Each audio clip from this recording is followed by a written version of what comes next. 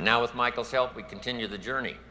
Here's the third promise Mark made to me. He said, if we do it right, and I want you to underline those words because in the future as well as in the past, we've got to continue to do it right. As a distributor, as a sponsor, from the medical board, to the executives of the company, to the staff that represents and helps Herbalife distributors around the world, to each distributor, here's one of the keys to our reputation of the future, and that's doing it right. And we can borrow the clues from the past because we've done it right that has brought us to this incredible year after 24 years in business. We've done it right, and we're going to continue to do it right. Here's what he said. We can make a positive contribution to the lives of millions of people. Now that staggered my imagination. I could see thousands, I could see tens of thousands, I could see hundreds of thousands. That's not what Mark said. Mark said millions. Guess what it turned out to be? Millions. I learned very quickly to trust Mark's judgment and his vision because in those early years, he could see much further down the road than I could. Wow. And over time, he affected me a lot more than I affected him. He taught me more than I taught him. It's true in the beginning, I was his mentor, counselor, advisor, friend, whatever. But over time, those years that I knew this extraordinary young man, he taught me more than I taught him. And it's true, with his partnership, we were able to reach and touch the lives of millions of people. What an extraordinary journey it's been for me. Now,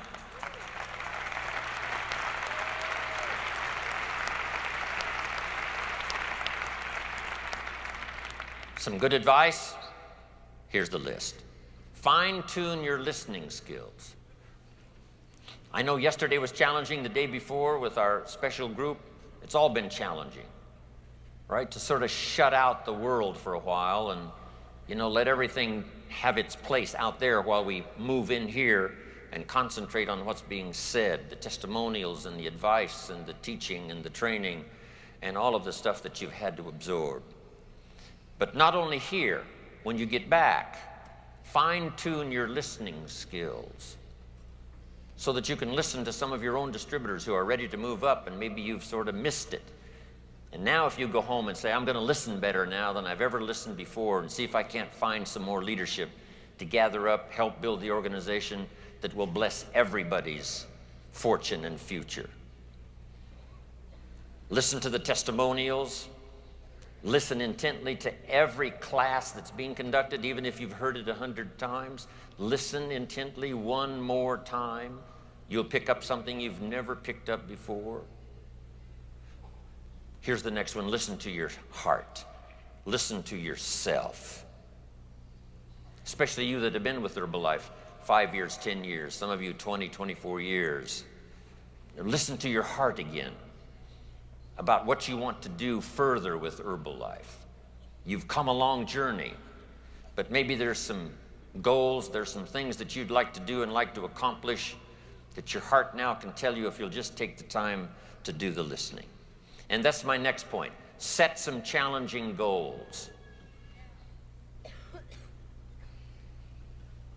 Don't wish it was easier. Wish you were better. Okay, don't wish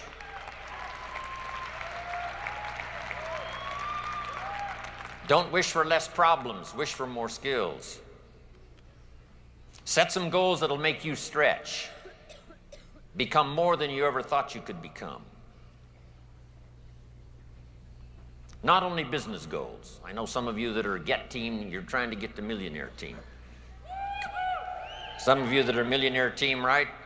You're working hard to finally qualify for president's team. But here's what else I'm asking you to do. Set some personal goals. You know, who do you want to become? And set some goals for your family. They're depending on you to help set their goals. They can think of some things, but you've got to fill in all the rest about what's important for family, for future.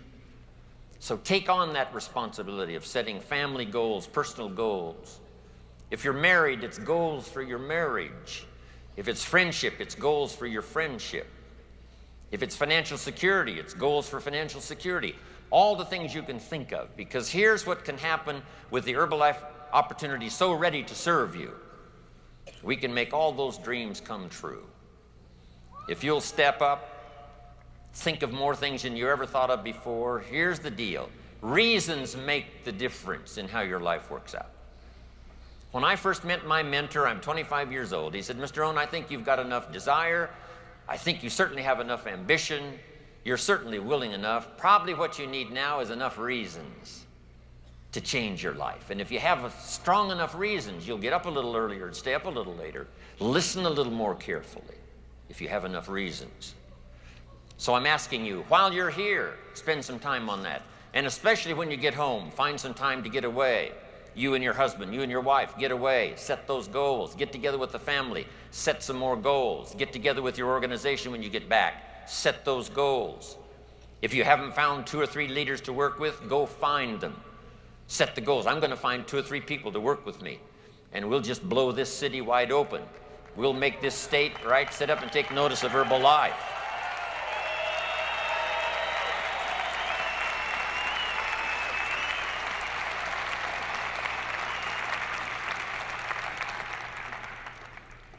Now, here's what's next. Pray for patience. Doesn't come easy. All of us, especially that are ambitious to succeed, ambitious to help someone to succeed, ambitious to conquer our world, do the best we possibly can. It's not that easy to be patient, but I'm asking you to pray for it. Sometimes it's got to come as a gift. That you'll be patient with your people, you'll be patient with your customers. Some are easy and some are difficult. That little morning prayer, dear Lord, give me the patience today to handle somebody's upside down personality, right? That's going to challenge me.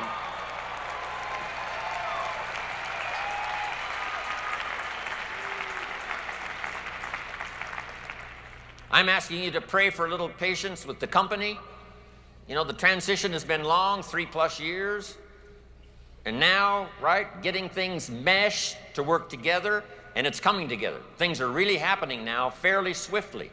But give the company a little time. If we make a promise and something happens and something's a little delayed, have a little patience. Here's the last one. Have some patience with yourself. Just, you know, you got to sometimes just sit down and just take it easy. And just take it easy on yourself. You'll get there. You'll learn. You can change. You can grow. Here's my next bit of advice on this dramatic day. Find some extra courage. Here's number 1, to make the tough decisions. I don't know what all the decisions you had to make to get here. That's probably a good start. When you get home, you're going to have to make some more, but reach down inside. Some of the answers are outside. Some of the answers are in these incredible products. Some of the answers come from our history and our legacy. Right? Some come from our reputation. Some come from those that are surrounded. But here's the deal. The tough decisions you have to make all by yourself. And the courage to do that comes from inside. We're here to support you all the way. This is part of the Herbalife tradition. Helping each other to succeed. Wishing each other well.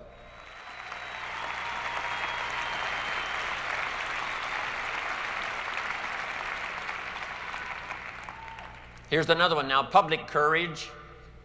You know, we're going to bump around, right? Some other people, maybe bruise a few egos along the way of other companies and other traditions and other things that are happening out there, but be willing to take a unique stand for Herbalife in public. We've now got an incredible public image. Let's keep it going. Have the courage to speak up for Herbalife. Here's the next one now, private courage. When no one else is around and you've got to dig deep inside to make decisions you haven't made before. Here's a good list. Have the courage to change. If you need to change, then change. If you need to read, then you've got to do your reading. If you need to listen, you've got to do your listening.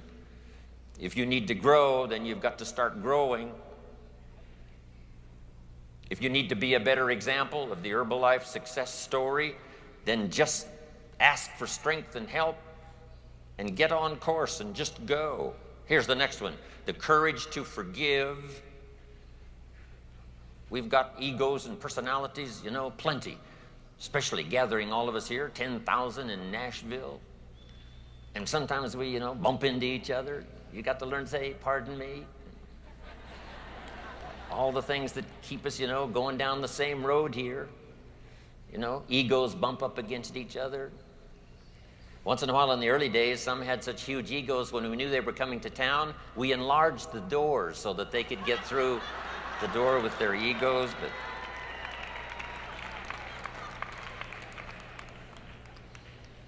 here's the key, the courage to have a touch of humility. No matter how grand and glorious your success might be, a touch of humility will make you more sophisticated than you can imagine and will make your story shine brighter. Remember, the poor must be taught not to be cynical, but the rich must be taught not to be arrogant.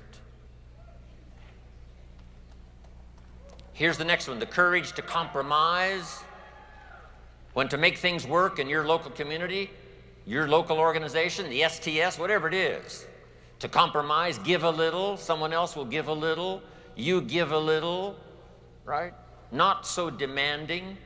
We don't want to let everything just fly apart. Everything does have to work well, but learn to work together. If you'll have the courage to do that, I promise you, Herbalife is going to be secure for the future. Here's the next one, courage to risk. For some of you, it took a lot of courage to be here, risking the time, risking the arrangements you had to make, risking the promises probably some of you had to make to get here. Now you got to go home and make those promises come true.